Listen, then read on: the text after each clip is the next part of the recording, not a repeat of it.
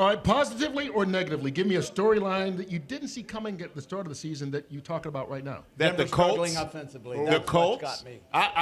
The Colts get Daniel Jones. They make Daniel Jones the starter. I think we all had some hangover from his career with the Giants. It didn't go as well as he wanted. Then he goes to Minnesota and sits as a backup, and all of a sudden he's at the Colts. And at one point, you could say Daniel Jones looking like an offensive player of the year. So I think the Colts and Daniel Jones. I'm going to go with Sam Darnold. He had a great year in Minnesota last year. At the end of the year, their offensive line fell apart. I don't think any quarterback would have been able to kind of function at the end of the season for Minnesota. He's really lighting it up in Seattle. Really good. Really. Cowboys trading Michael Parsons. That's kind of a shocker, and I think Mike Vrabel, the job he's doing in New England. Great job there. Matthew Stafford is on fire right now. 9 touchdowns in his last 2 games. So, Jules, I want to start with you. Will the Rams stay hot and get their revenge from that Week 5 loss to the Niners in overtime? Well, what do you guys think? Are the Niners going to win? How about the Rams? Oh, that sounded more like Niners. I'm going with the Rams. They're firing on all cylinders right now. And if you watch Sean McVay and Matthew Stafford, right now on offense, they're making it look easy. He's had 125% completion percentage going for the last couple weeks. They got the second best defense right now, points per game. They got third most in sacks. And I just think the next man up mentality for the Niners, it runs out, especially in a divisional game. This is, I know movies let guys sweep other teams, but this ain't a Disney movie. This isn't a movie? This ain't a Disney movie. Charles, what do you think? You like the Niners or the Rams today? I like the Niners, man. I like the Niners just because I feel like the Niners, man, they're tough and they're gritty. And I always talk about Kyle Shanahan. I've been giving him a lot of love this year. He gets this team ready to play, man. I mean, they have a league-high 28 games missed by Week 1 starters, and still they're able to compete, still undefeated in the division. And he's 11-6 against McVay, right? Yes, so he's 11-6 against him. They're at home, so I believe that the Niners today, they pull out a tough, gritty win today. Still have Mac Jones in as their quarterback. He's 5-2 as a starter. And I got McCaffrey leading the back. league in yards from scrimmage. As long as I got McCaffrey, and then add in Brian Robinson, who's giving tough yardage, I like the Niners. Good on one line. Way to go, Rock. I appreciate that. All right. Hey, let's talk a little football modern day. We know that Justin Jefferson of the Vikings is one of the great receivers in this league, but he spent his career giving back to the military community with gifts, including Super Bowl tickets.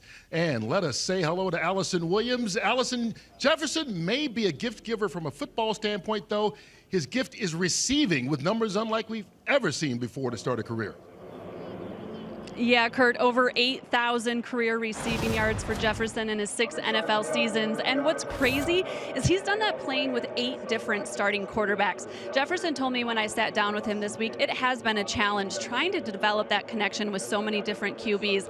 But he's excited about the chemistry developing between him and second-year quarterback J.J. McCarthy. 2 guys who channel their alter egos when they take the field. Justin has jets, but you know who doesn't need an alter ego is our guy, Rob Gronkowski. He is always in Gronk mode and always showing up in the craziest ways to recognize our military. Gronk, what are you literally up to in this Veterans Day special? Yes, Allison Williams, great job with Justin Jefferson. That was amazing. But we're here with the veterans. They're bringing the energy today. They're bringing the juice, just like Justin Jefferson does on every single drive and every single time the ball is thrown his way. But it's about the Baltimore Ravens defense today. It's not the Baltimore Ravens defense that we've seen the last, the first 5 games of the season. The Baltimore Ravens defense is now what we expected them to be the last 3 games that they played, only allowing 13 points per game. And then Ravens defensive coordinator Zach Orr was asked about Justin Jefferson. Hey, he got to mix it up. You can't let him get in a rhythm. You can't let him wreck the game. And how are they going to do that? They're going to spin the dial with all their calls. But with Justin Jefferson being so great, he's still going to produce at whatever level and whatever's thrown at him. This Vikings team's gotten back to 500. And Howie, last week they beat Detroit. And now Detroit takes on a Washington team that's losing 4 in a row. But Detroit's got to find a way, I know it's been injuries, but to straighten out the offensive line. Yeah, the Ragnow retirement really, I think, sent them in a kind of a spiral in terms of the interior of the offensive line. This offense runs through play-action pass. When you're averaging 3.2 yards a carry, when Jared Goff turns his back to that defense, he has to know that when he turns around, he has time to set his feet. Last week, that didn't happen. They need to get protection. He's playing with a knee and a shoulder. Sewell's playing with a bad shoulder. They lose Mahogany. He broke his leg. I'll tell you what, the head coach, I love him. He says, we got the dudes. I'm not worried about it. I trust him. All right, Michael, the Giants' 10-game losing streak on the road today against the Bears. Well, you know, when we won the Super Bowl, we set the record, 11 straight games won on the road.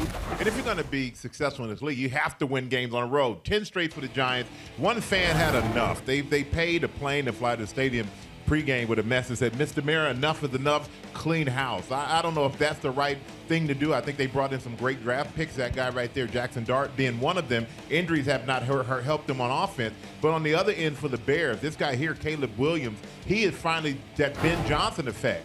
Putting points up, putting yards up, and getting wins. Real simple. Kraft going out at tight end for Green Bay is going to hurt Jordan Love tremendously.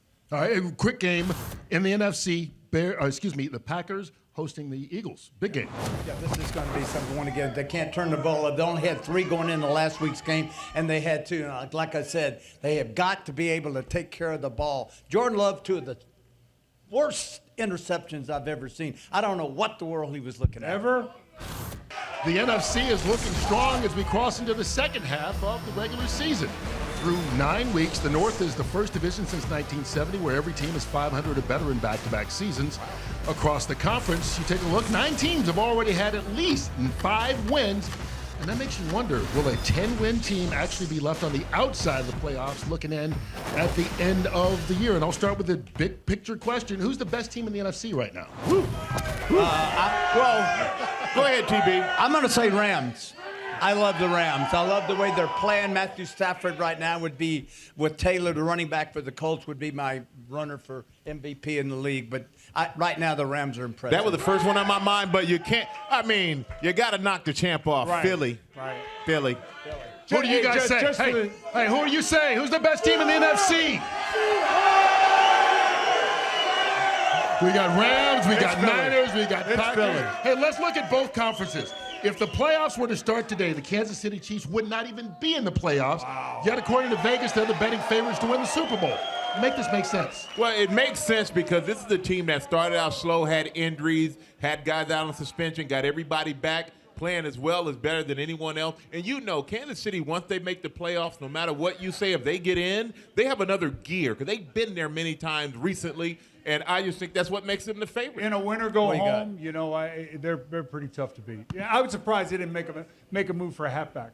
Listen, they still have 4 divisional games left, 2 against Denver, and Denver's playing poorly right now the last 2 weeks in offense. But I think the Chiefs can.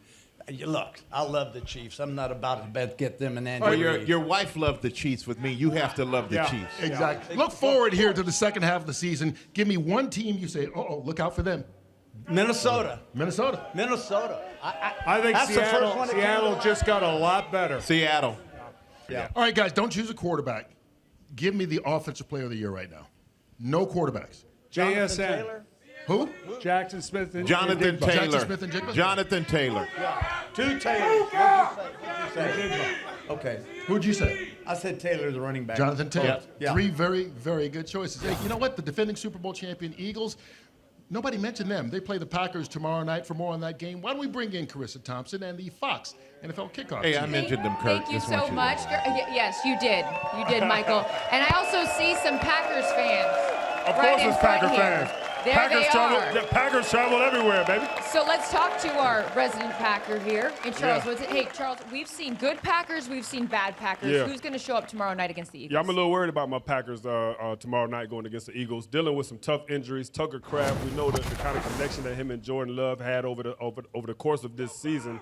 And then you wonder, can Matthew Golden come in and give us some production? But then he's on the injury report. He's questionable. Van Ness is out. And you're going against a team that's coming off of a bye, right? Sirianni is 4-0 coming off of buys. These guys are healthy.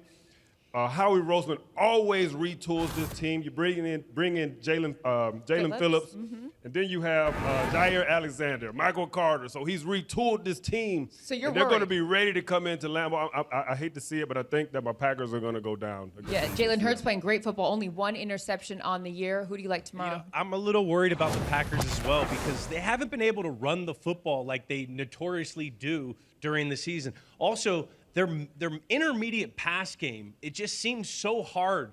They struggle with it, like those 20 to 16-yard in cuts when they need it. It just seems like their pass game's always a vertical pass game. Vic Fangio getting 3 new toys on defense. I expect a good defensive performance from those quiet Philadelphia Eagles right now. It's been quiet lately about them. And as They've been off, man. But still, there's always something about them. As Terry pointed out, no Tucker Kraft, so a big loss for them on that Safety side of the blanket. ball.